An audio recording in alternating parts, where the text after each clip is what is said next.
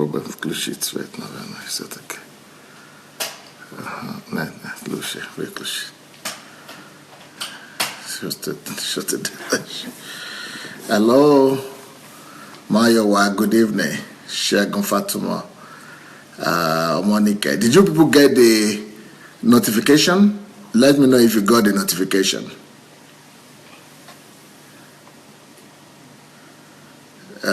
Rochelle White, did you get notification? Shegun Fatuma?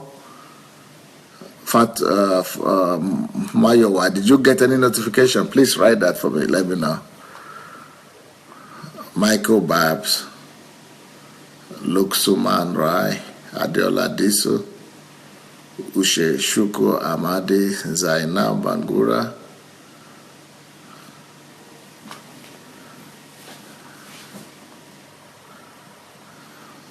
Winand Mulder, Shao Smith, Paula Wodele, Delphine Fombi. So did you all get notifications? Okay, you got it. Good. Nice to see you guys. Welcome. Neki Okoro, Joy Akanonu, Ifenyuwa Ije, Jermaine Trotter, Amy Bobby, Apola Wodele, Mas Thomas,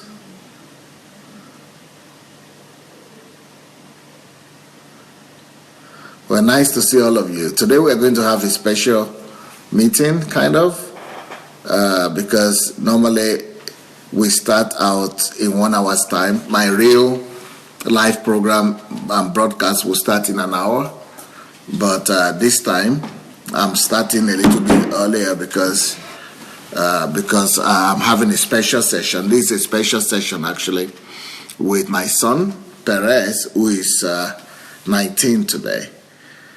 So there are some lessons that I think we could learn from his life living with Pastor Sunday and Pastor Bosse for the past 19 years of his life. And so it will be interesting to hear that, and maybe you would like your sons or your children to come and listen to this program as well. And then after this, then at 9 o'clock, I will start my own program. We hope that the girls will come and join us as well and share their own story of their life with their brother.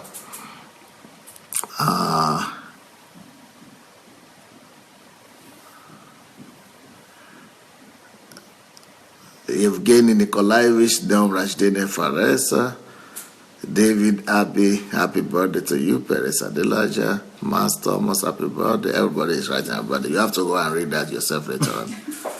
Yeah, but for those people who have been following me for some time, I've also shared with you some of the principles in our family. And some of these principles is that we are not big on celebration and parties, only if we are doing a program, the church program. But Christmas, maybe the church sometimes does a birthday celebration for me and all that. But we ourselves as a family, we don't make that to be the focus of our life, the center of our life. So when the kids are having their birthdays, no, we don't make a big deal about it. We congratulate each other, have a good meal, pray together, and that's what we just do. So, you know, and everybody do what they want to do that day, congratulate each other, but we are not big on gifts, buying gifts on Christmas, because we don't want the kids and their relationship with us to be based on gifts. Either you give them something or you don't give them something. So we don't want material things to be the value in the family, to be the highest value in the family, but we want the values of the values of the family to be things that are not necessarily physical or material, but values of love, values of respect, values of honor, values of self-development and all that, so that some of those things will be much more better appreciated. Those are the things that will last anyway. Of course, when they were smaller, they will always ask for some gift or the other, and we are always telling them, you pray to God. And if you pray to God, if God wants you to have it, He will talk to somebody. And it always happened that way. Somebody will always bring the gift to them, but not we necessarily. We only buy, in such cases, only when we need to buy something that will really be helpful for them, either for life or for school, then we could buy them.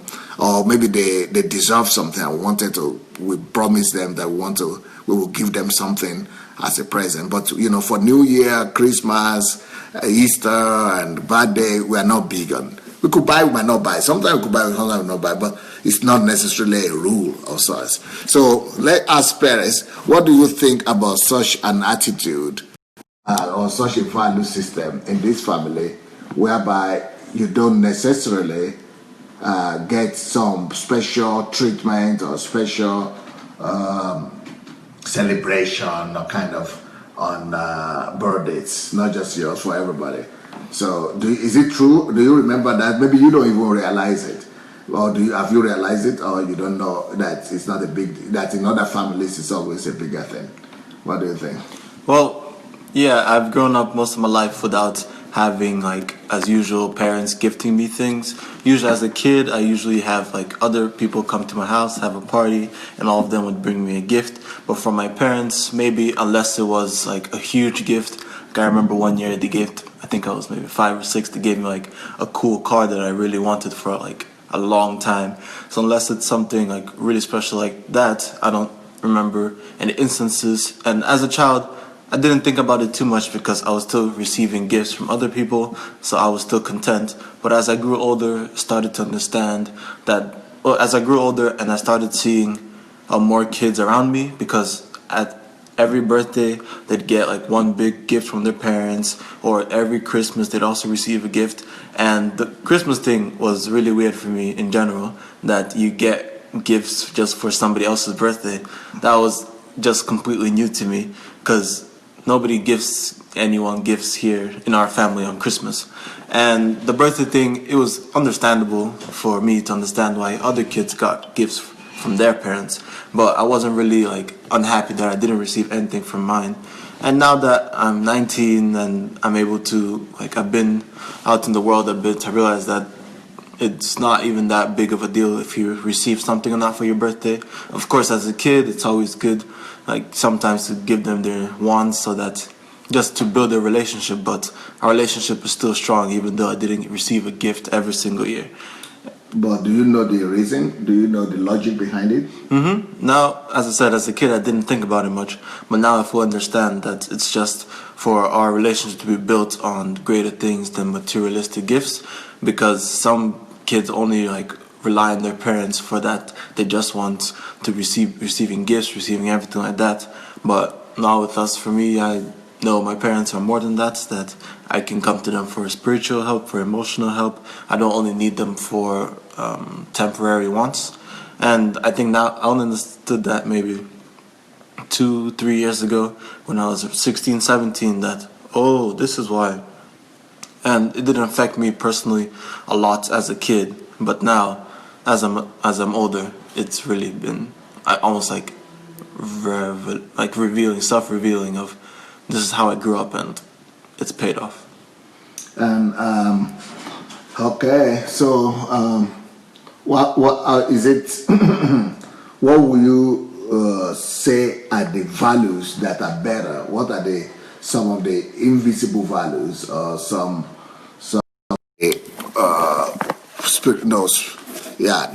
non-physical value systems, and values that might be more important between a relationship between parents and their children than just physical stuff?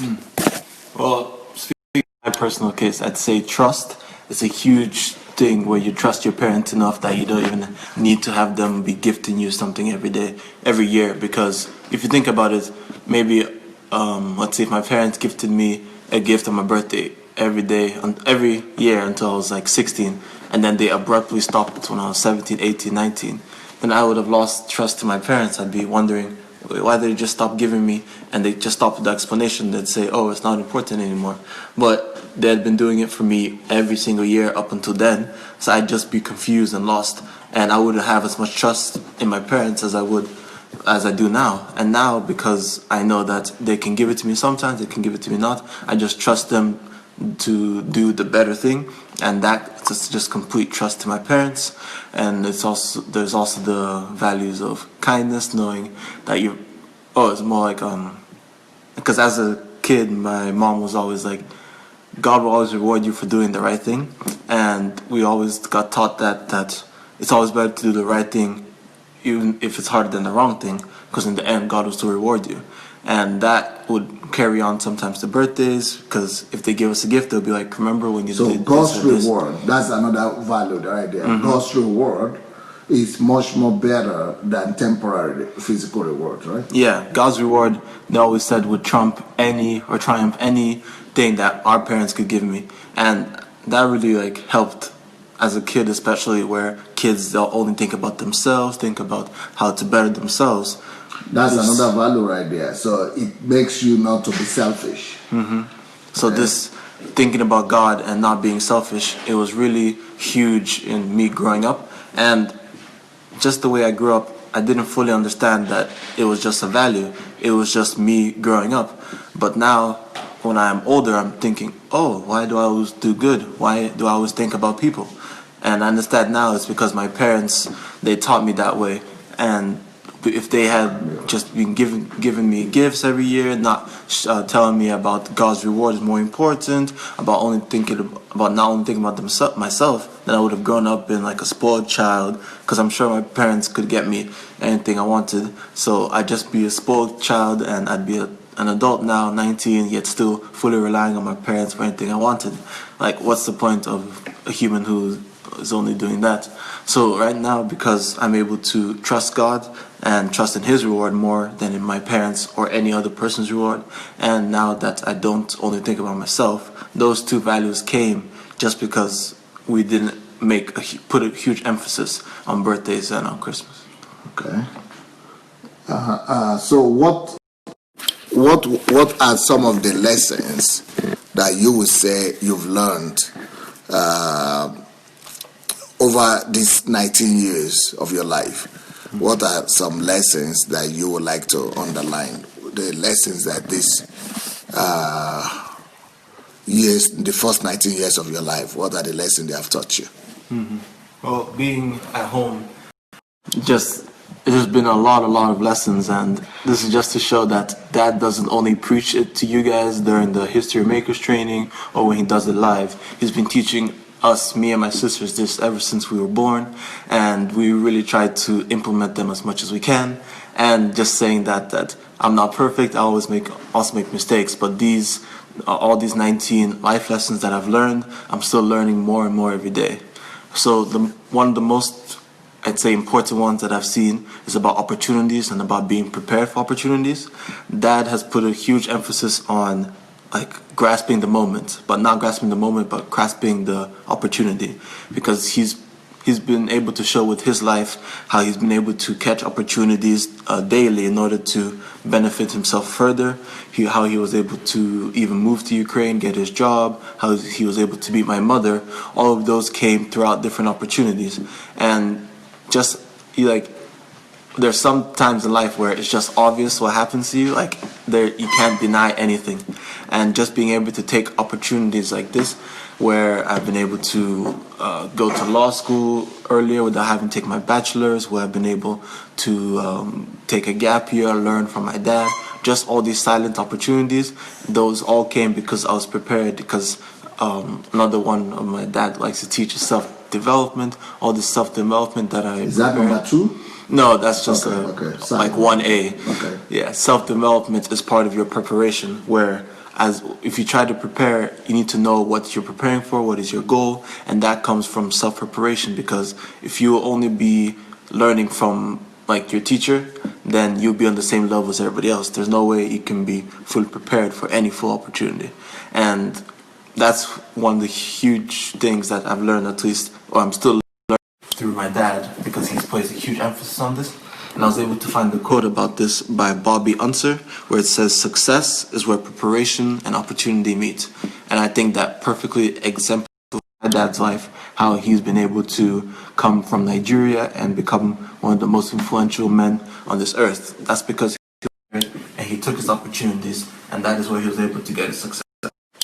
So, how many lessons do you want to give to us today? How many lessons do you want to share with people? Since I'm turning 19, I thought it was only fit that I'd share 19 lessons, not one per every year I've been alive, but as a symbolic figure that 19 would work out the best. Just because I'm 19, I think it'd be fun. So you've given us one now. What Yes. are the others you would like One. to touch on? Number 2 is also about opportunities, but this one is about opportunities come to people who are always improving themselves higher and higher. And the first one was just being prepared, just always being alert for the opportunities. But this one is how these opportunities come, how do you find them, etc., etc. You find them just by always be looking at yourself, seeing in what areas can I improve. Because if, for example, you're a student and then you're thinking, how can I get some extracurricular activities? Then you join the theater, for example, for a summer job. And then out of there, you're able to go and get an internship at somewhere else. And that just comes by always improving yourself. You're thinking, how can I make myself better? Maybe drama, maybe a musical instrument, something to add to myself. And when you try to spread out, when you try to reach out more to just make yourself a better person, people and opportunities will naturally attract to you, and that just comes naturally. That's it's almost like a law of physics, where if you keep on improving yourself, you'll attract people. And somebody once told me that if you become needed by the world, you can become a citizen of any country, and that is a perfect example of how this completely works. Okay. And a quote I have for this point is by Tony Robbins, where it says, "For change any true value, you've got to be lasting and consistent." And this quote, it helps that just because you do it for example, one summer, doesn't mean you have to stop now. You need to make this a life skill. You shouldn't just do something halfway, because for it to actually stay, for it to actually stick, you're going to have to work on it hard and hard so that it can actually become part of you. Because for something to stick for a long time, you actually have to put a lot of effort into it. Is that number 2 still? Yes, it's still part of them. So for you to improve on yourself, you shouldn't just do it half-heartedly. You should do it fully. Okay. Any other lesson? Yeah, we'll have 3. all You have 19. Yeah. Should I be going? Should I Yeah, do all of them? going, yeah. All right. Finish then. All right. Number 3, and this one is also a huge one by my parents, is that we were basically put on this earth to solve other people's problems. Where this is taught both by my mom and my dad. If you have ever met them, if you know any of them, you know that they love to help people. Yeah. And I can definitely say that I lives picked are up totally about helping other people. like the whole reason they're in Ukraine right now and haven't moved on to any other countries, because they just can't not help anyone else. Cannot stop helping. Yeah, cannot stop helping people. And I can definitely say that I have not adopted this mentality, but adopted this characteristic from my parents. Even it's like they didn't even have to teach it to me. I was just almost born with it.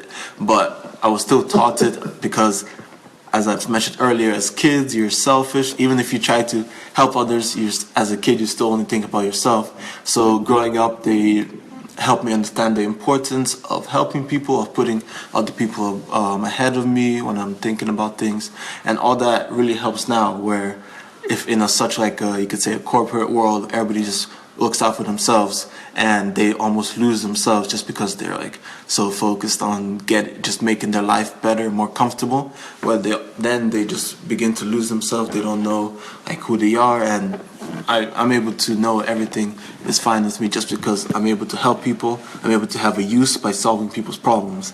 So that has been a huge part of me. Just that has obviously come from my parents, where I have a desire to help people, whether they be anyone I know, anyone I don't know. And that's it's almost an indescribable feeling. And the quote I have for this one is by William R. Alger. It says, after every storm, the sun will smile. For every problem, there is a solution. And the soul's indefeasible duty is to be of good cheer. Because when you help people and when you are able to become a solution for other people's problems, you will inevitably be happy. You won't be upset that, oh, wow, I just helped another person. Of course not. You'll be cheerful, you'll be happy, you would have found your joy. There's no way that you would be upset after that. Then my fourth point is about focus and discipline, that they are your best friends. This one, even though I've been taught it my whole life, it's one where I've really been able to incorporate it more later in my life. Because as a child, of course, it's good to be disciplined, it's good to be focused, and that all comes as a child. But all that is really tested and proven when you are in your high school years and university years. Those, at least since in my only 19, I'm still young, there are obviously still harder challenges ahead of me. But so far, it was the high school years and the short time of spent in university which have been the hardest times of my life. And it is there where focus and discipline have become my best friends. That is so. That is because they're able to take me to the goals that I've set for myself. Without those two, then there's no way I would have been where I am now. My dad always tells me, he always reminds me about focus. And it doesn't matter what I'm doing, whether I'm playing a basketball game, whether I'm reading a book, whether you could say whether even I'm cooking. Whenever he sees me distracted by the slightest, he always reminds me about focus, that it is the most important thing. And discipline is almost self-explanatory, where we'd get, was it on Saturday, where I think mom was with us and she was asking like how were we raised, like what are our punishments, and as I was saying that we'd get spanked, we'd get grounded, etc., etc. All of that was to build up our discipline. And now you can see the discipline where like you don't only eat the fast food, you eat a healthy, balanced meal, where you don't stay up all night just because you can, or because you understand the value of good sleep. That both came from my parents, and I can say that they're still working on me about that I'm still not as focused and disciplined as I should be, but I'm still working on that every single day to become a much better person. The quote I have for this one is from Joel Osteen, and it says, "When you focus on being a blessing, God makes sure that you're always blessed in abundance." And that's just like that quote, just by itself, just a perfect, you could say, a wrap up to this quote. To this point where just if you focus on being good, then God will just take care of you. My fifth point is about excuses. A life built on excuses will forever remain in the outskirts of greatness. And excuses, it was just a big, this may sound that, was like excuses was a big part of my childhood and early teenage years, where I'd always be able to find an excuse for something that I did, for something wrong that I did. And I'd always try to back it up under the argument of, oh, I'm going to be a lawyer, I need to learn how to argue, etc., etc. But it wasn't true. I was always just looking for an excuse of why I did something wrong, or just always trying to justify my means, even though I knew I was wrong. And that was a huge battle, like I'm sure, for both of my parents, because they were thinking, we didn't raise him to do this, yet he still tries to come up with excuses for all of that. But I'd say a few years ago, I really understood when I started dealing with other people. For example, mom would put me in charge of my sisters, and then I was in their shoes. I'd be like in the role of responsibility, and there I'd see how annoying and how it wouldn't help anyone, where people would just be making up excuses for their wrongdoings. And all that just almost like made everything go into view. Like it was it came like a snap out of nowhere, like, wow, so I've been doing this for such a long time, not realizing what burden I'd caused, or both for myself and my parents.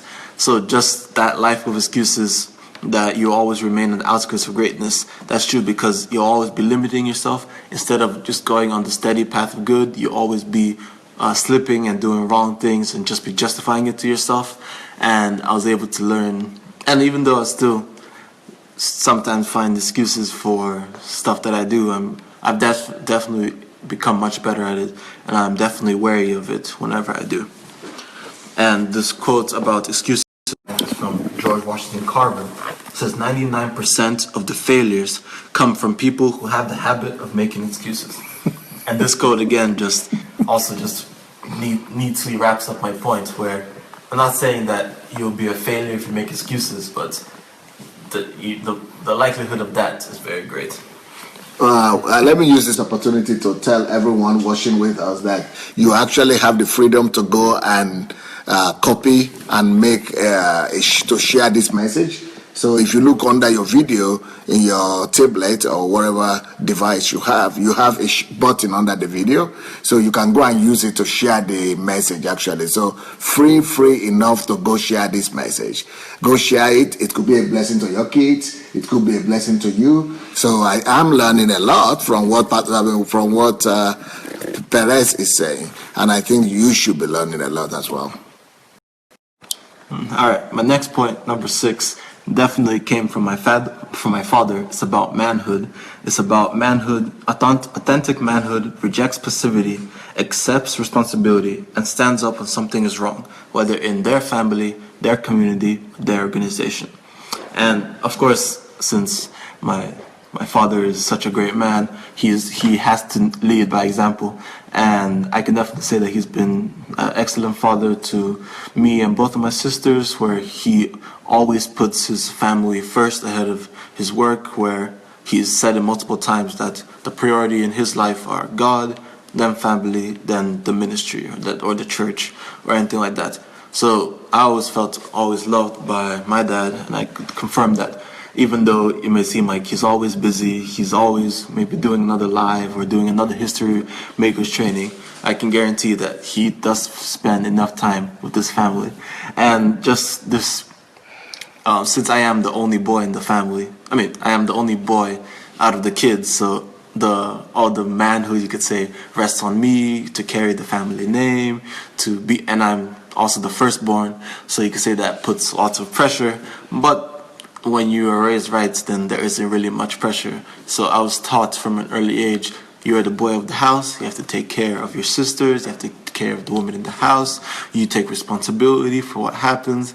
And I just think that nowadays there are many men who don't want to take responsibility for their actions, whatever it does, especially when the repercussions are so big as it can ruin other people's lives. And I just don't ever want to become a man like that who will be able to do this. And I know I won't, because of the way I was raised, because I know what it means to be a man, and I know what the repercussions are.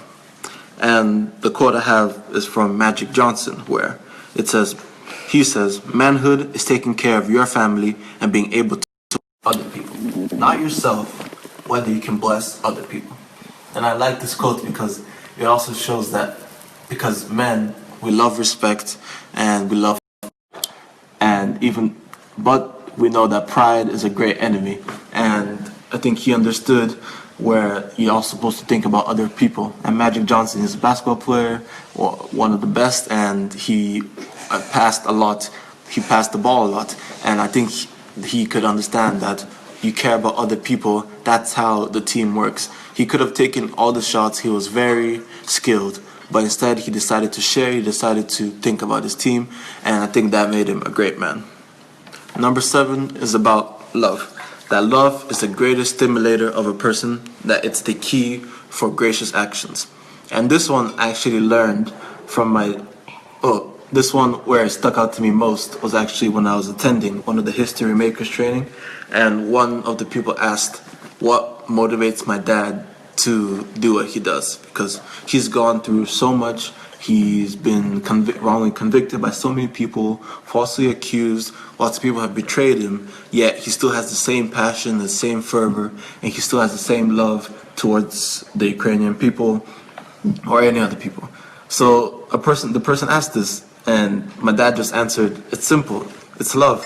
And I think he may have been planning on preaching on something else that day, but the tide of the room turned, and he preached about love, that when you love people, when you love God, that it's impossible to have like malice in your hearts, where even if people do wrong against you, you can't force yourself to do the wrong back. And he said that is the reason why he was so kind, that's why he kept on going. It was just because of love. And that really helped put me in perspective, because I guess at that point I really only thought love as like husband and wife, husband and wife, more in like the romantic sense. I didn't really understand the full power of love, just like for your people, like love of God. And I know in Greek, or is it Hebrew, one of those where there are different levels of love, different words for it. But in the English language, we just have love, maybe like infatuation, love. Greek, yeah. Yeah, so it's Greek. So I think at that moment, even though I've been taught things like as a kid, even if you pertain all the information, it doesn't always click right away. And this is what another one of those moments where it just like clicked, where I was like, love is actually more powerful than I had imagined.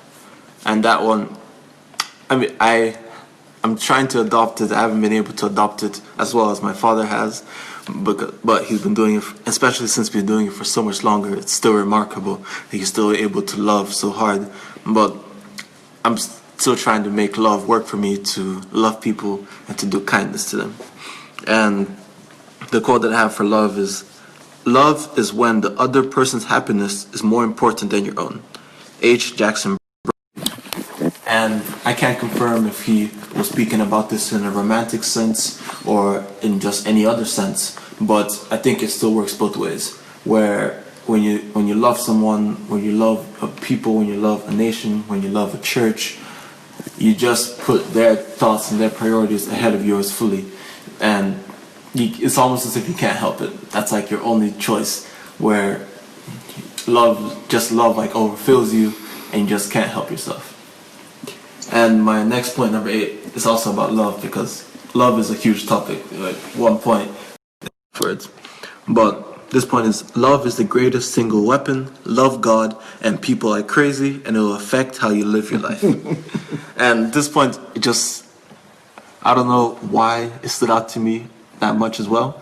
But as I said, love is just a huge point. But this one, it's more about, the previous one was like more about loving people. This one is more about loving God, where when you love God, you automatically love people, and you automatically become, and when you love God and you love people, you automatically become like a better person, where it's almost as if you don't even have to try hard. All you're doing is loving God, just listening to Him, doing what He wants, and then you can just see yourself growing. And I think it's just remarkable how God has made it like that, where He hasn't tried to make it complicated. He hasn't tried to trick us in any way. All He said is love me, and that's it. And I've seen it work in my parents' lives, and I'm still not waiting for it to work. I've already seen some of the fruits work, but I'm sure that as I grow up, I'll be able to see more and more, and I'll be able to have more testimonies about it. But I'm only 19, I haven't had all the life experiences yet. But I just know that some of these are very important for my future. I just thought they'd be very good to share with you guys. And the quote that I'd say, like loving God and just having a good life, the quote is by Russell, and it says, "The good life is inspired by love and guided by knowledge." And I think that's also a good combination, love and knowledge. And this is almost like a sub-point to this one, where even though we love God and we love people, we also need to like have a head on our shoulders. We also need to be smart. We also need to have a high IQ, because you can love someone to death, but if you don't know how to help them, then you're almost rendered useless. And you know how to help people by using your head. And I just like that quote. It incorporated both sides of the coin of love, like using your heart, and knowledge, using your brain. And my next point is about... What, can you name the number so that we don't... Oh, okay. This point will be number 9. Number 9. Okay, before you go ahead, you want to drink some water? Yes, please. I want to tell everybody that you are free to share the messages that are there. And then the girls have come as well. When Perez does 10, he wants to do 19 lessons for us. When he does 10, then I will tell the girls to do 2, and then they will do 1, then they will do others, then we'll go from there. So the girls will also share their impressions with us of living with their brother and of having Perez in their lives. But before then, let's hear, this will be number 9 now. Yes. Okay, let's hear number 9, number 10, then from there, go to the girls. And my point, my number 9 Number 9 point is all about choices. That our lives are the sum of the choices we make. Our choices show what we are committed to, and they reflect our core values, defining us and displaying our lifestyle to the world. And this one, if you think about it, it's almost self-explanatory. You are defined by the choices you make. If you choose to go to church on Sunday or sleep in on Sunday, that shows what type of person you are. If you decide to stay up studying for your exam tomorrow, or you give up and just go to bed and you know you're not prepared, that shows what type of person you are. And in the end of the day, wherever you decide, it is just because of your choices. And it's not like a whole thing where your life is already decided for you and you just have no fate. No, I believe where you have your choices, and the way you make your choices is where you're going to end up eventually in your future. And I try to live by that, where I always try to make the better, bigger choice, because at the end of the day, I don't know where it's going to lead me. It's almost like a butterfly effect. If I don't know what's going to land, what's going to happen if I step on this butterfly, if it's going to open more doors for me, going back to opportunities, if making this better choice is going to open up more opportunities for me. So it's always wise to always take the higher road, the better choice, because you never know how high it is. Because if you take a bad choice, you can most likely predict the consequences, and you can tell that the consequences aren't going to be great. But when you take a good choice, even if the benefits are invisible, you'll still know that they're there. And just I know that my parents always have to make choices every day, whether they be hard, whether they be small. They had to decide what type of school we'd attend, what type of what our schedule would be like. And in the end of the day, I think we all turned out great. So I believe that they made the right choice, and we all had the choice to quit, to give up, to try to drop out. But that all just leads us who we are, who we become, and we just tend to know who we are based on these choices. And my quote about choices is from Eleanor Roosevelt, and it says, "In the long run, we shape our lives and shape ourselves. The process never ends until we die, and the choices we make are ultimately our own." And that quote, it just helps on that your life is your own. You have to take your life into your own hands. You can't be always relying on someone or someone else to do things for you. And my mom always reminds me of this, where she's telling me that I am first, that I am the one who is going to take care of my sisters if anything goes wrong. And so she always helps me put that in perspective, where I need to make sure that the choices I make now will be able to lead to a good life, so that I'll be able to protect the people most important to me. So yeah, that was about choices. I think that was also pretty self-explanatory. And then my point number 10 is about the little things you do. They show how you'll be able to handle a big situation. First, you need to be able to handle the small things so that you can be trustworthy with them, and these small things will then help reveal your future. And this one, I like it because it's like, it helps me with my patience, because I didn't always have the greatest patience, because I'd always want the results directly. Even now, I'm still one of those people where it's hard to wait for my benefits. I always love seeing the direct effect of my actions. But my parents almost even have to teach me this one, because I've just been able to observe their life and see how far all their little things have led them. Because anytime my parents, sometimes when I accompany my mom around errands and stuff she does, she's always making connections, etc. Sometimes I ask mom, what, do we have to visit this person, or why are you giving her a box of chocolates, or why are you congratulating her? And she's just always like, it's the right thing to do, it'll help in the future. And then sometimes I see it's if we need any help, that these people are here to help us. These people are here if we are in trouble, they're able to dig us out of our hole. And this was almost out of pure observation. I was able to see that for me, it's obvious that God will be testing me because He knows our weaknesses. And He knows that I like things to be directed in front of me. But because of that, I can tell that He'll be testing me with the little things, and so I'm gonna take a step forward, and I'll be proud of the little things I do. I'll be able to not be content with them, but just be proud of the small victories, and I'll be able to handle big things when they come.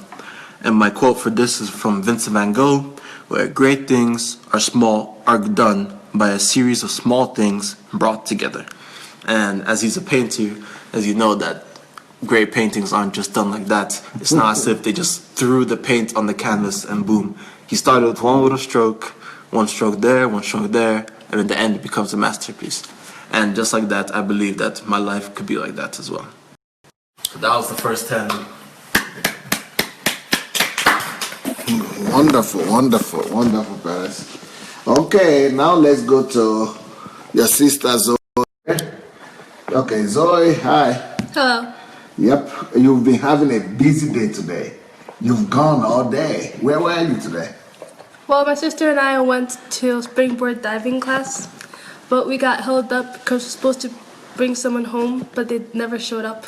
They never showed up? No, waited over an hour. Ooh. I don't think they got the right address or something. Wow. So that's why you had to come very late, and it's been. Are you not too tired to do this? No, I'm perfectly fine. Okay. So what are the lessons you would like to share with us about your brother, about living with your brother Perez? Well, forever, my brother has always been an example of maturity, since he was always older than me and I was always younger than him. So I always had him to look up to. And he'd always react things in a better way than I would, so I would know how to develop in a better way.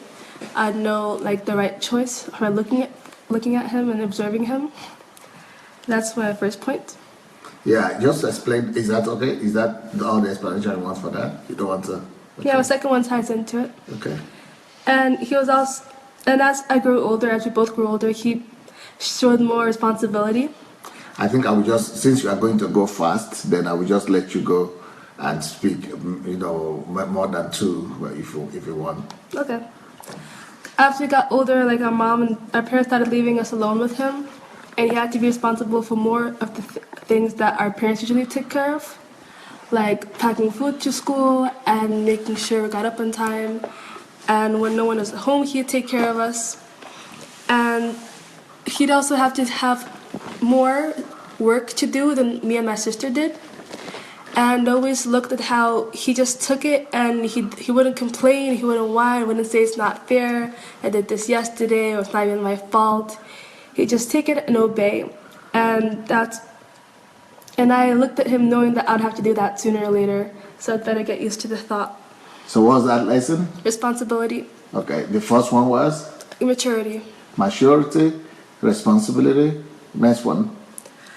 He helped me understand adults and their world, because he was the oldest child, and whenever I'd get scolded or didn't understand something about parents or teachers, I'd come to him and I'd talk to him about it, and then he'd tell me the teachers or parents' points of view, and he'd tell me why things work like this, and he'd help me understand what I did wrong when I didn't completely understand.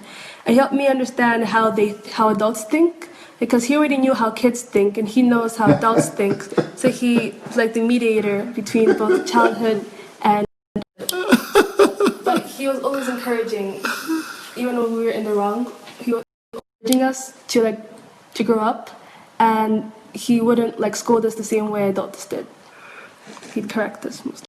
By the way, I didn't say this is Zoe. For you who didn't know Zoe before, Zoe is our second born. This is our first daughter. So Zoe is the next in line to Perez, and so she's sharing her own experience. By the way, if you have not shared the message yet, please go ahead. Feel free to share the messages under your video. Okay, fourth point. Yeah, go ahead. Just go and keep on going. He helped me understand boys, because boys and girls are most definitely different. For example, I like to talk a lot and ask a lot of questions. I can be pretty clingy. While Perez likes to be a little, he needs his privacy and he needs his time alone. And like a lot of things that I see in Paris, I see like in a lot of guys, like my classmates or friends from other places. So I can get along with them better. Thanks to him. So what's this point? He helped me understand the opposite gender. Just Okay. helps me understand. Yeah. Okay. Boys and male. He's a good listener because, like I said, I like to talk a lot. Is that the next point? Yes, next point. Okay. You mention the numbers so that we will know. This is my 5th point. Okay. He's a good listener because, like I said, I come to him with my problems when I didn't understand adults, and I like to talk a lot and ask a lot of questions. But even when he doesn't have anything to say, he's always there to just listen and understand and hear me out when nobody else wants to listen to me. And he can help me, like I said, understand what I did wrong and why things turned out this way. But mostly he's always there when I want to talk, and he can always listen and give a reaction. Brilliant. So that's appreciated.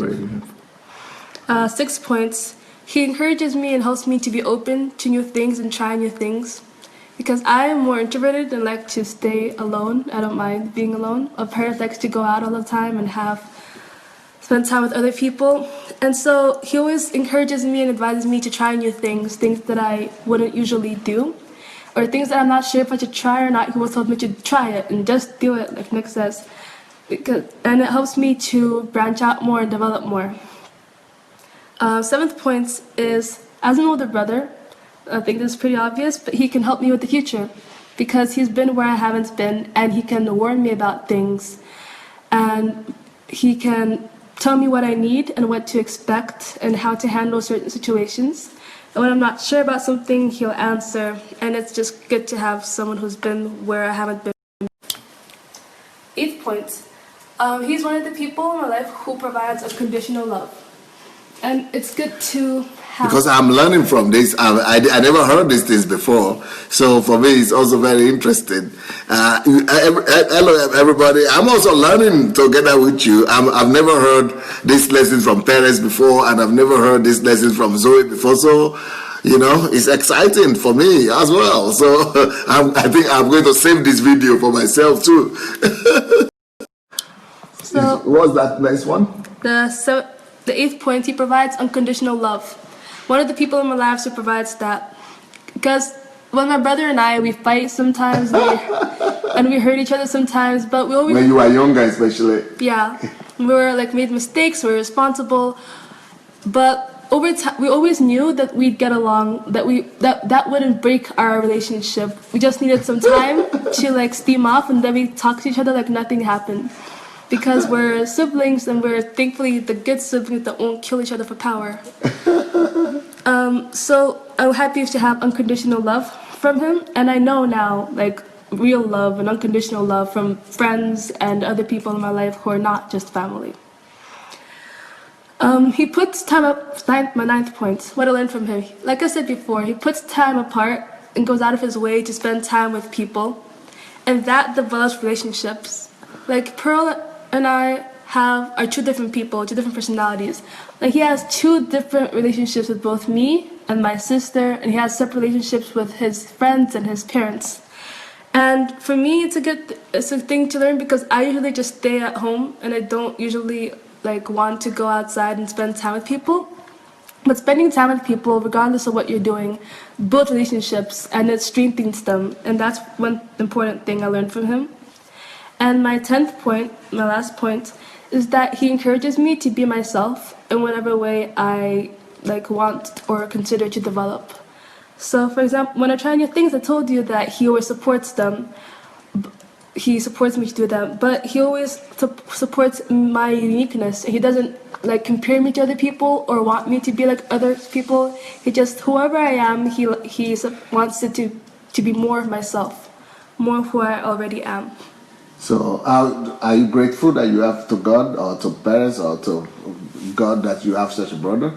I'm grateful to God and to my parents for raising someone like this, and to God for making us be in such a family.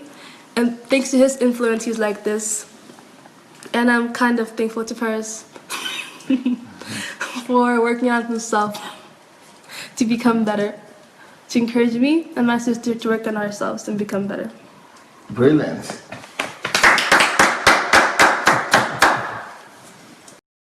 different. Now, can you move this way more? Yeah, everybody, you too, sorry. Lift it up. But you need to lift your seat, yeah. Yeah. So before we go back to Perez, let's go to Pro. I don't know how fast Pro we get, but I'm sure some lessons for us as well. Yes. Yeah, what do you say about your brother? Are you grateful you have such a brother? Yeah. So what will be the lessons you've learned growing up with them in the same family? Okay, one of the first lessons that I have is that Perez enforced the principle of work before play, and how he did that is that he helped develop my discipline by watching over me and keeping me in check when my parents or my teachers or other people couldn't. So like after school, where like nobody could like really control what I did, and I had like lots of distractions, my brother would like always remind me to do my homework. My brother would always remind me to do my homework and like even like take away my technology from me and stuff like that, just to help me, have my priorities straight and be disciplined. And that did influence me, and that did help me to become more disciplined.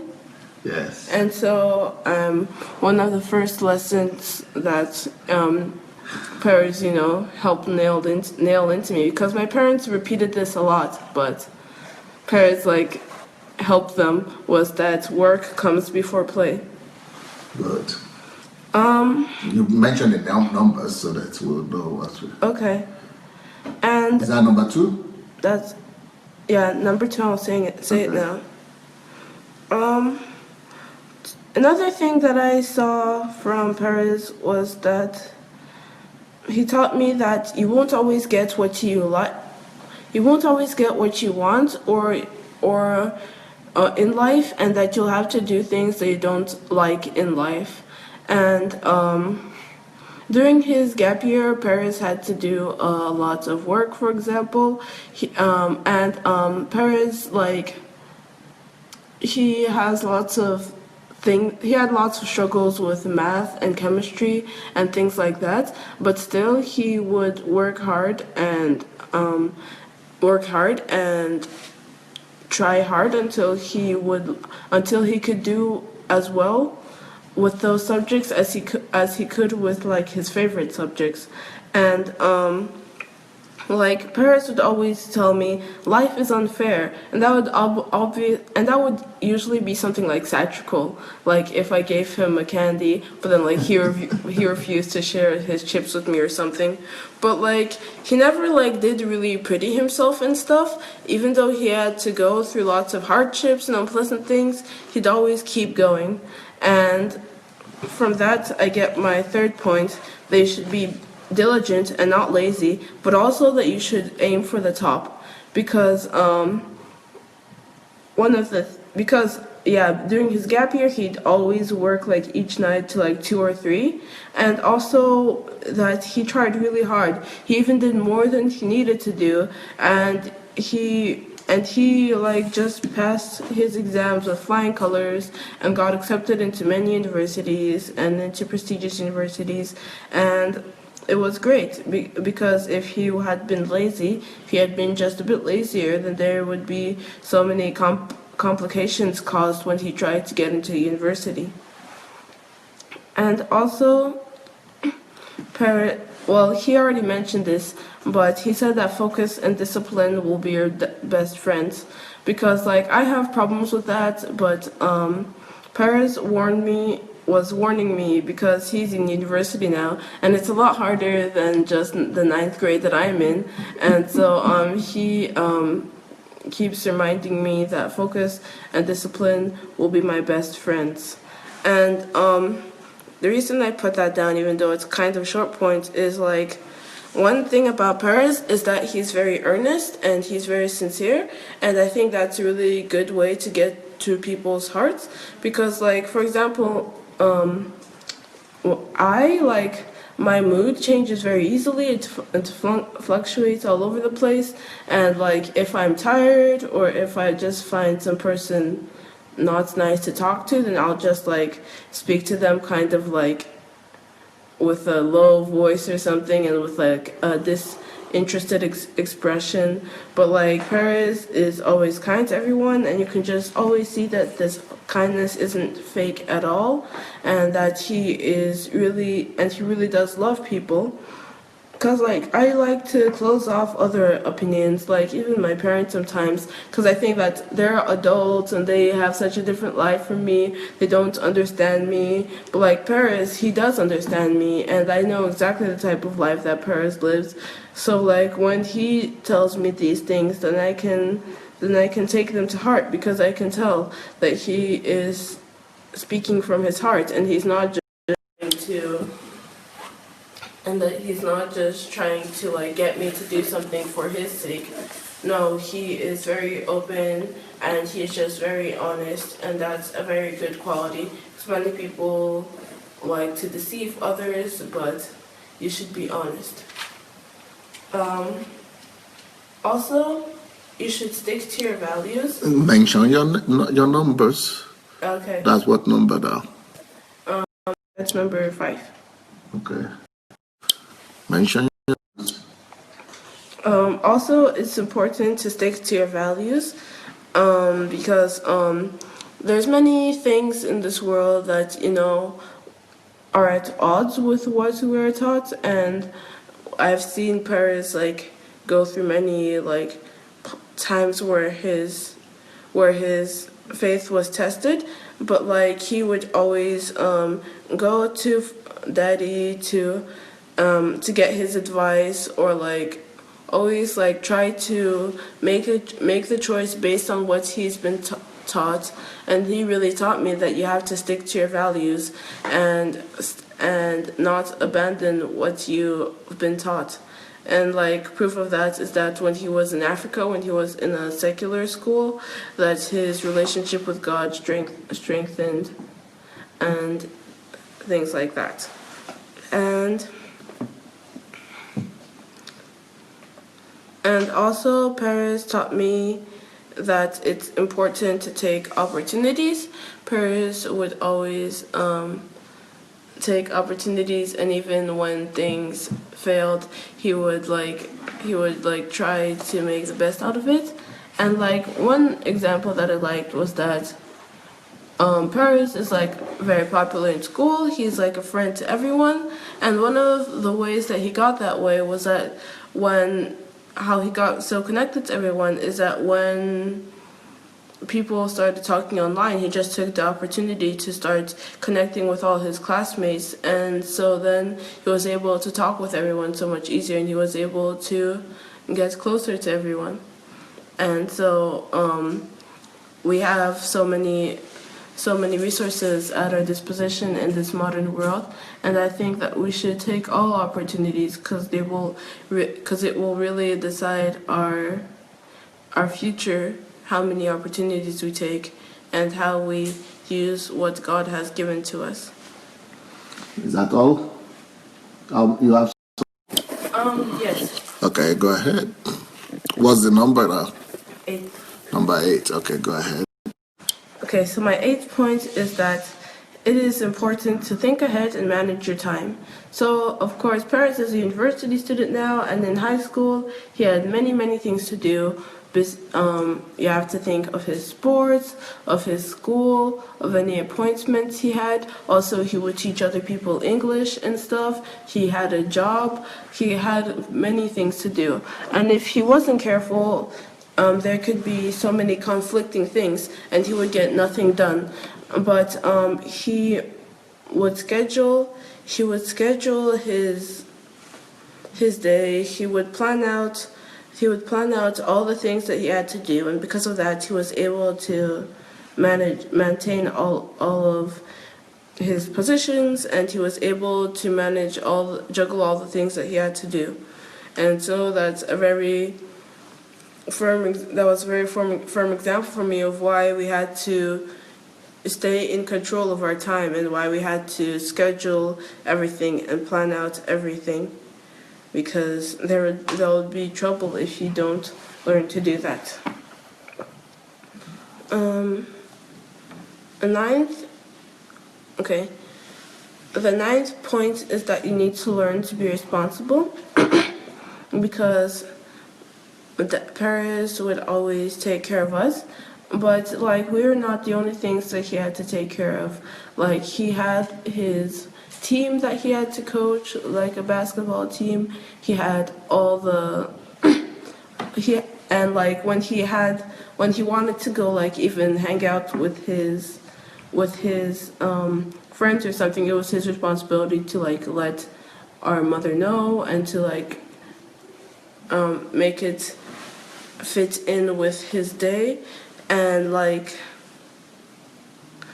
our parents, our mom would just said that like if anything happened to them, Perez already mentioned it, that if anything happened to them, then Perez would have to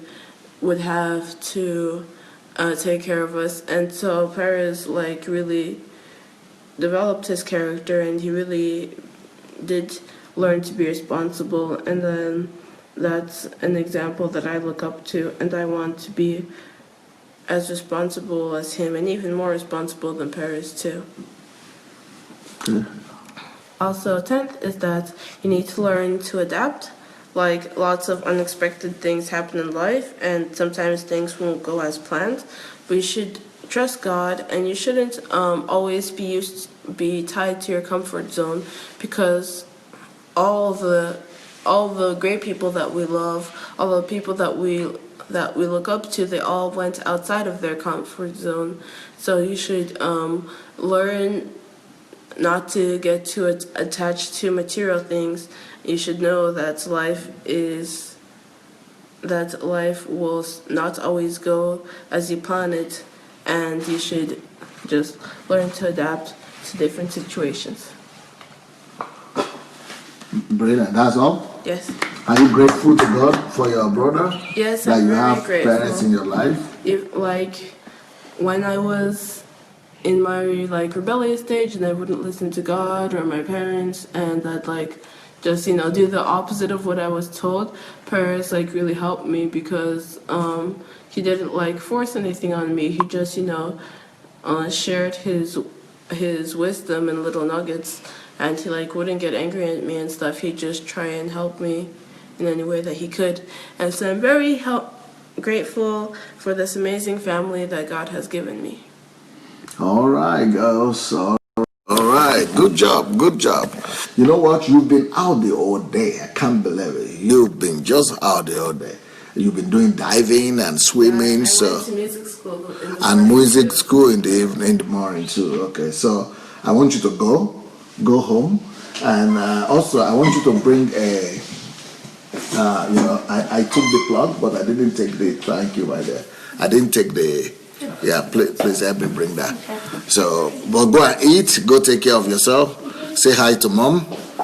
And Perez, we have to continue. You've given 9 lessons, 10. You gave 10 lessons on your out of 19. Yes. So we have 9 more lessons from Perez, everybody. If you have not yet shared the link to this program, let's go ahead and share the link. This might be a blessing to your children or even to other people. So go ahead and write something. When you are sharing the link, make sure you write something as well. Whatever you write actually inspires people, whether to watch it or not. So put a remark in the video as you're sharing it, okay? Okay, Perez, go. All right, and since I see we're a little bit pressed on time, I'll try to make them a little bit quicker. No, take care. Take your time. Take my time? Yeah. All right. Just as it works out. Anyhow, if it's fast, okay. If it's slow, no problem. So point number 11 is all about values. I'm sure if you've been listening to my dad at least a week, you'd have heard him say value or value system at least once. So it was inevitable that I talked about values, and my life lesson about values is that they shape who you are. You need the values that will lead you on the path of success, not on the path of destruction and failure. So obviously, if you have listened to my dad, you know that he has a lot of wisdom, and he has imparted a lot of his wisdom into us as his children, whether we remember it or not. But since we were youngsters, he's been teaching us all these values, and these values have helped me shape who I am. You've heard from my sisters, hopefully, that They said that I was a good brother, and though I'm only a good brother because of how my parents raised me to be. They raised me to be kind, to be caring, to listen, to be compassionate, and all those values, all these character traits. Of course, I've had to work on them, but they all came from my parents, and just because it's a combination of two such good people that it has to produce something wonderful as well. So these values, where they come, they don't just come out of the blue. They definitely have been worked with, and if you're trying to teach them to your kid, just remember to be a good example for your kid, because he looks up to you even when you're not paying attention. So values are very important, and I'm sure you've already heard enough about them from my dad, so I'll keep them short. And my quote about values, is from Michael Graves, and it is, "I don't care what people call me. Labels have the negative value of making smaller boundaries for people."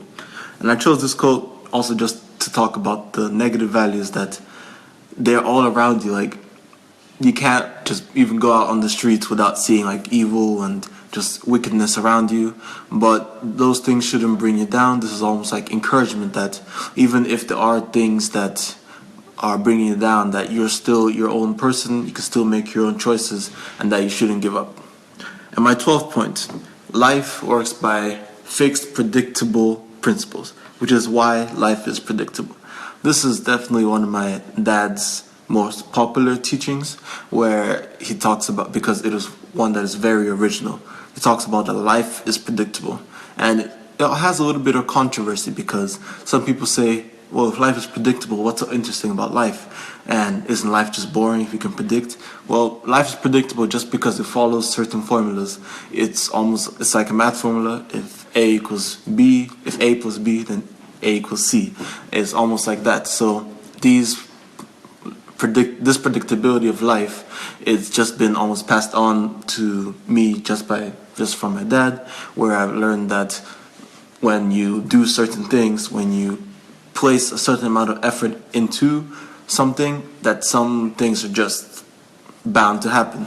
And you can tell that my dad has definitely figured this out because of all the good he's been able to do in the past years that he's been alive, in the past 30 years that he's been in Ukraine. He's been able to use his system to make life work out for him. And even when things that are unexplainable and unexplainable and that you didn't expect, such as the court case that has plagued my dad for the past 8 years, even when they come, his life growth didn't stop, his fervor didn't stop, he was still huge. And so life being predictable, it's inevitable in our family, just because we've been taught it since we were born.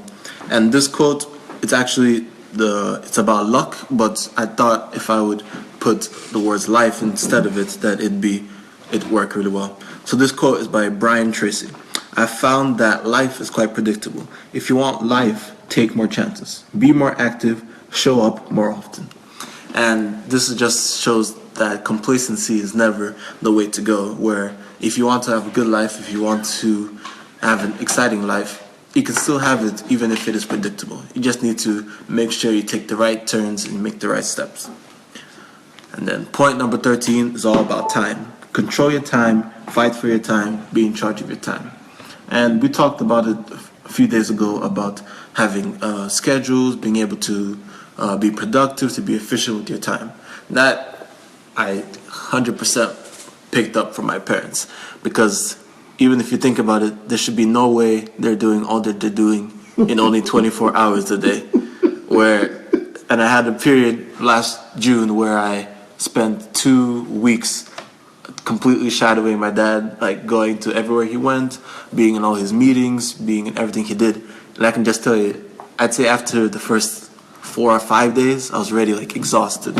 I felt like I wasn't getting enough sleep. I felt like I was using my brain 24/7. I felt like even though we weren't doing that much physical work, that my body was still tired, my bones were aching. I just couldn't understand how could my dad be doing this as a living 365 days a year. And I understood that it all has to be about time management, because if he had written, like, if he had written down on a piece of paper all that he, for example, has to do tomorrow, and he told me to try to do it, I'm sure even if I didn't sleep that day, I wouldn't be able to finish it. Yet my dad still finds time to sleep.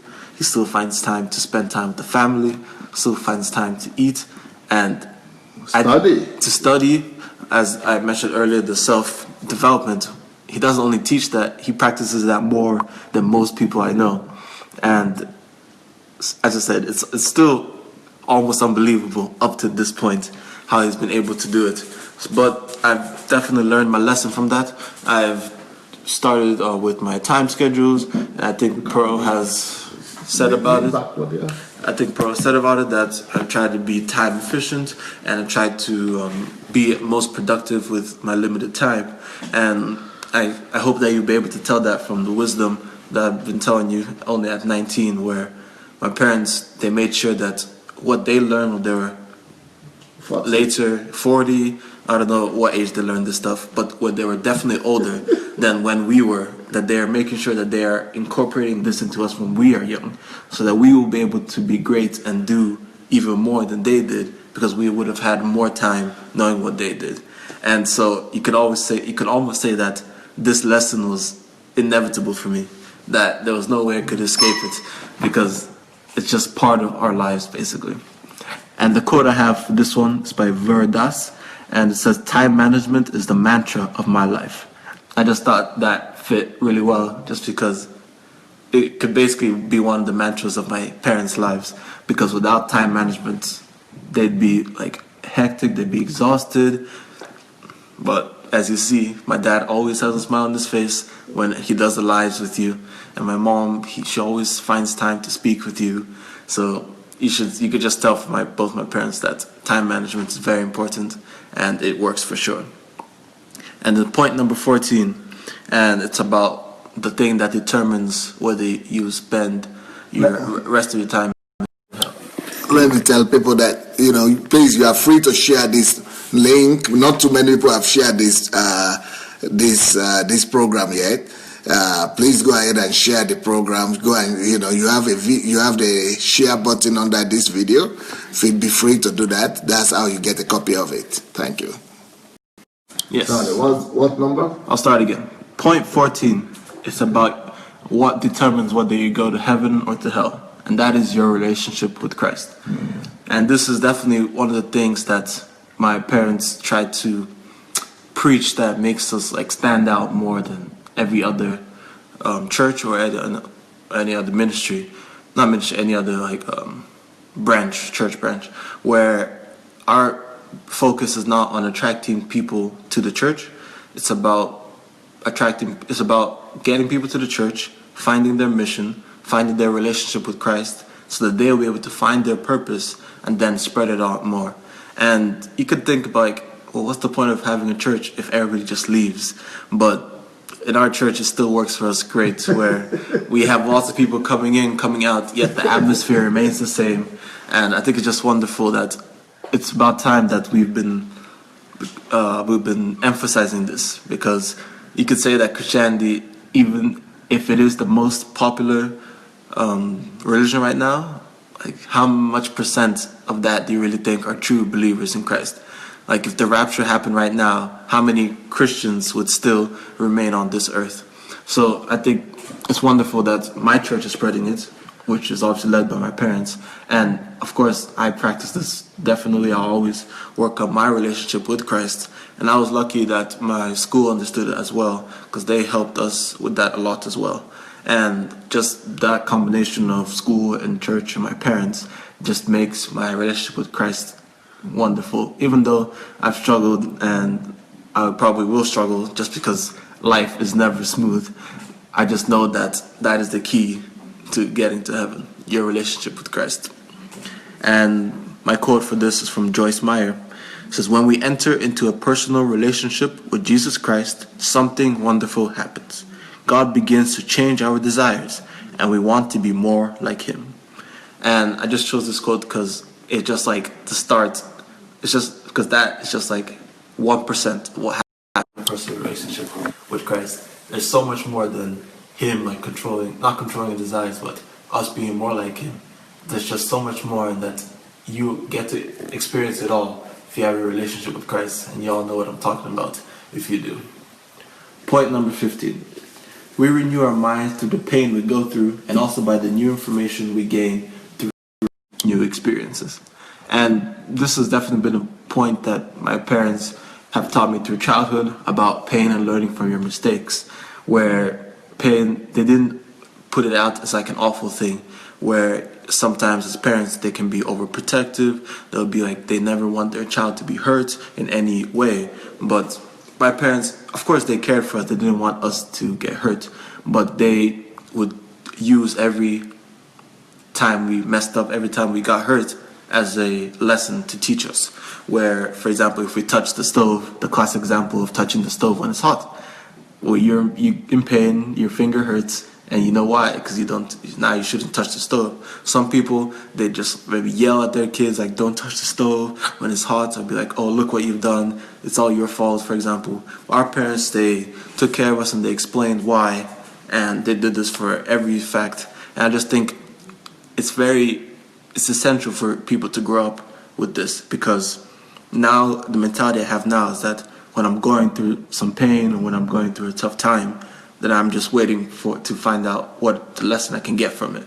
And the sub point to this is also, when you're going through tough times, that also means that God is about to do something wonderful in your life. And I just remember one time when my dad, I think somebody said something wrong in the newspaper about him, and then all I see is my dad just rejoicing.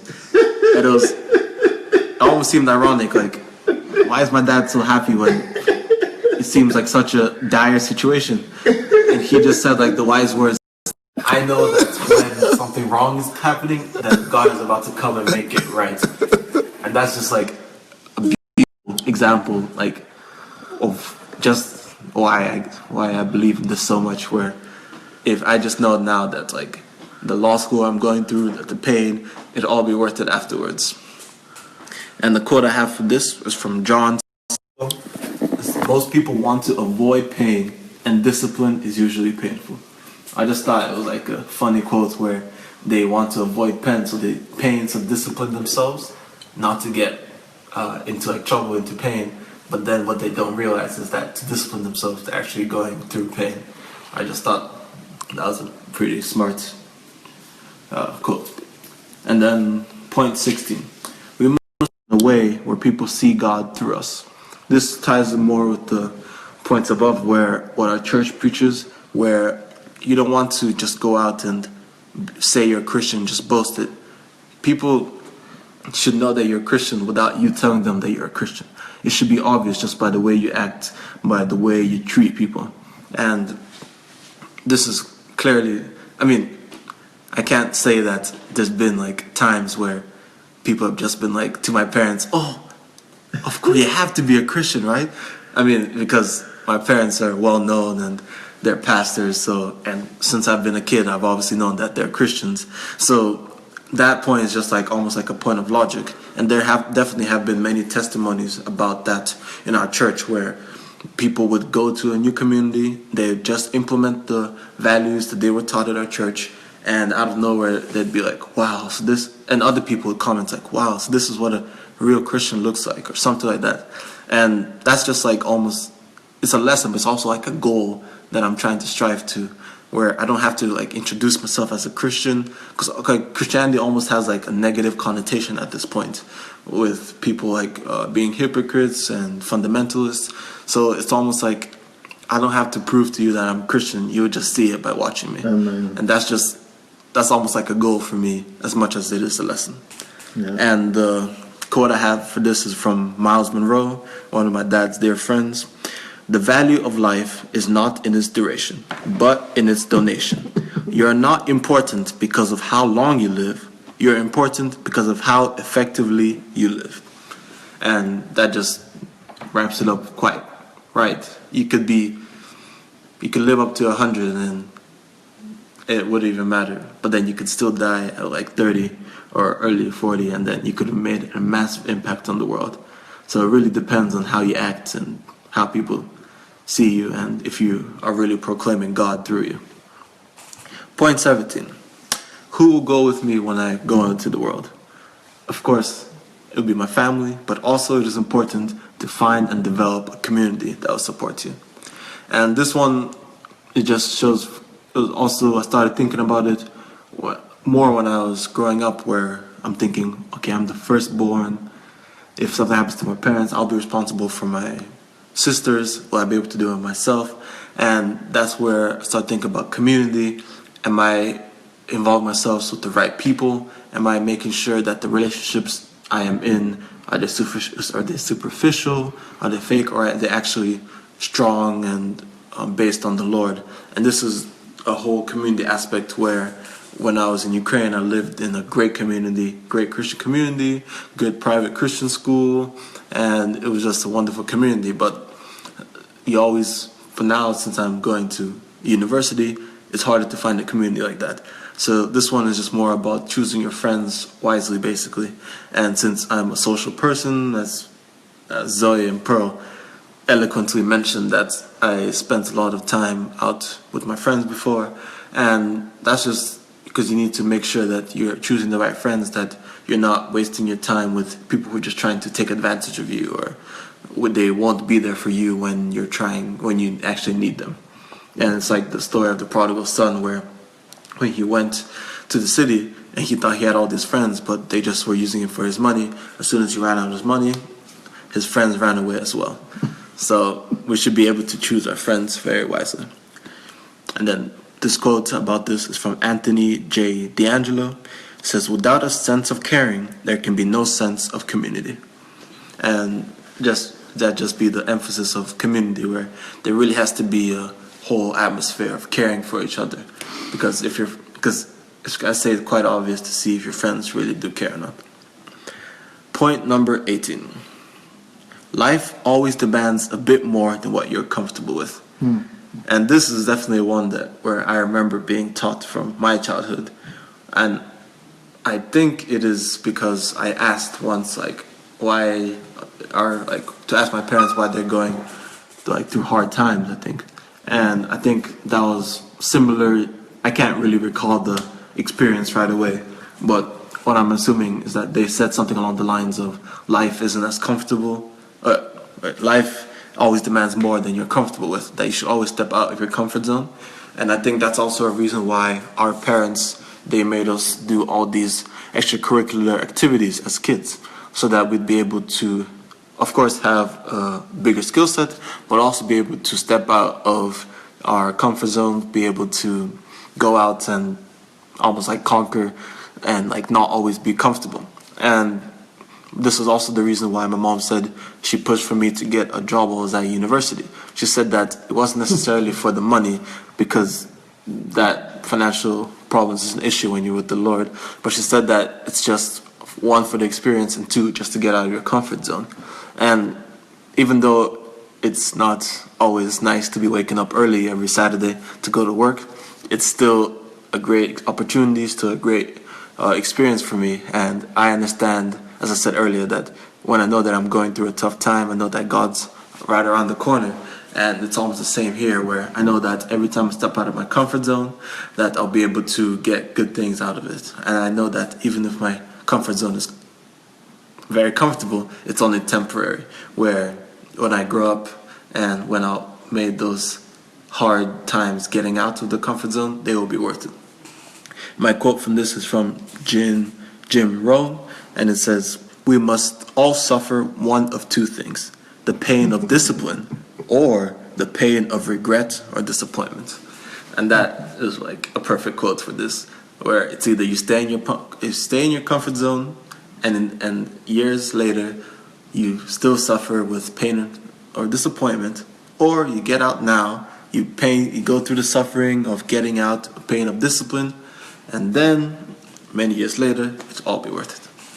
And point number 19, my last point: great future attracts greater distractions. The greater your future is, the greater your opposition will be. And this one, you should automatically know that that's straight from my parents, where that's also one where I've observed and one that's been taught to me, where, because if I'm asking at a young age, why my parents going through such hard times, you could already imagine what was going on. If a kid could even notice how hard the devil was trying to oppress my parents. And all this is just, and it's just, this one seems so self-explanatory, that the devil would do anything in his power to stop you if he knows that you're doing a great future, if you're going to have a great future. He can see it, basically, if you're climbing up the ranks, and he will throw out anything at you, whether it be temptations, whether it be some persecution, some grief. He'll try to throw out anything at you to stop you. But you always need to remember, the harder your life is, God is right around the corner. And that's just, as I said, and the greater the reward.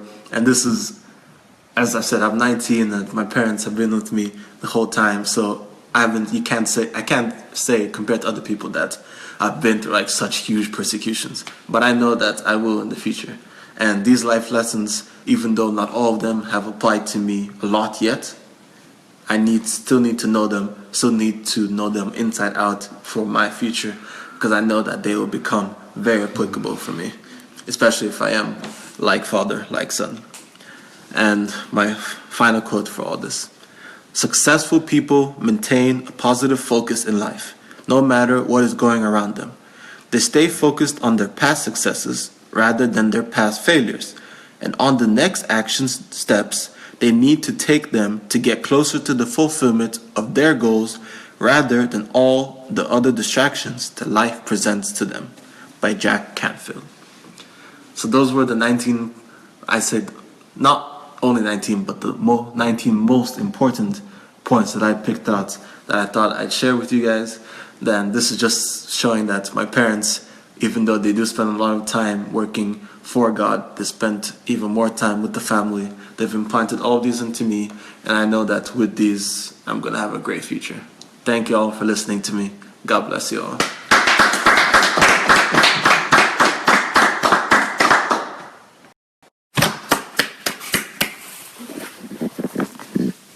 So thank you so very much, Perez.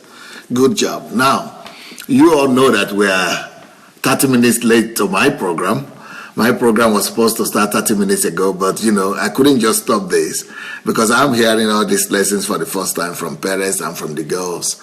And so, Perez, happy birthday to you. What did you do today on your birthday? Today? It might be interesting for people to know. This morning I played some basketball just because of trying to stay in shape. So I went and played some basketball, came home, I prepared a bit, did some self-development. Then I was waiting for my sisters. We were supposed to have dinner, but they came a little bit late. So I was preparing, setting the table, preparing like cups, the dishes, and then I read some as well. And then I came here to do. So it was a really chill, relaxing day. I didn't want anything huge. I just wanted to spend it with my family. Okay, so basketball was the huge thing. Yes. But you've been here doing this for 1.5 hours now. Time is definitely free. This is a huge thing because there are people from about 100 countries here. So this is a big one. Like you and me. Yeah, thank you so much, Perez. I'm very, very proud of you. I'm sure Mommy is very proud of you. She is the one that owns all the credit for this, most of it. But I've been around too, so thank God. God used persecution and court case to grant me. So, because before when you were younger, you remember I used to travel a lot, but it's like everything works out for good. I've been around for the past 8 years, not going out of Ukraine, and those are the 8 most critical years of your life, and I've been around, so that's beautiful. So when God is doing good, we think He's doing evil, but He is wise. So I'm glad that God accepts you, and that you are doing God proud. You are doing us proud, but most importantly, you've got to do your generation proud. And it doesn't make any. It doesn't make any difference if your generation will not change, and if they will not imbibe these values. So it's not just about you having the value system. It's about getting your generation, imposing these values upon your generation, and compelling them to live right. That's what makes the difference. Copying it to yourself and just being the only nice one doesn't benefit anybody else.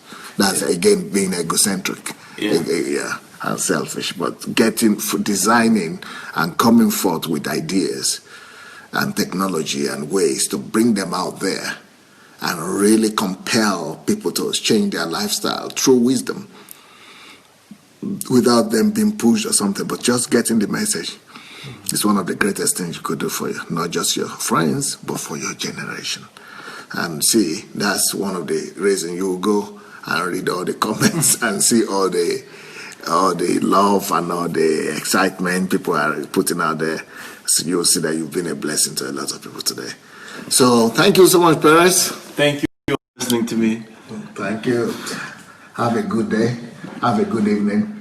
Thank you very much. Go meet the girls and take your dinner. All right. And maybe I'll come and meet you when I'm through today. All right. All right. See you. Blessings. Bye. Okay, you guys. What I'm going to do, I'm going to take a break for 5-10 minutes, and I'm going to come back to you. 5-10 minutes break, and I'm going to come back. I want you to recover from Perez's lessons first. 5-10 minutes break. Let me go to the restroom, and you might need to go to the restroom as well. Then we come back to do our own serious stuff. My topic today, let me tell you my topic today. The topic I'm going to be speaking on today is, where did I write it down? I wrote it down somewhere. Let me tell you the topic. In the next 10 minutes time, I'm going to be speaking on the topic of the devastating effects of miracle-focused gospel. The devastating effect of miracle-focused gospel. The devastating effect of miracle-focused gospel. The devastating effect of miracle-focused gospel. But before I go, for 10 minutes or 5 minutes, please go and share this message. I think you really need to share it and show it to your children. And for you to get a copy of it, you need to share it. So just look under your video, under this video, you'll see a button or something like that that will show you that you could actually share the thing. So go press the share button. Once you press the share button, you'll be able to watch it again, and you'll be able to go through all these points, because nobody can remember all these points just like that. That's why you need to go share them. So let's go share all this stuff message. In 10 minutes time, I will be back. All right? God bless you.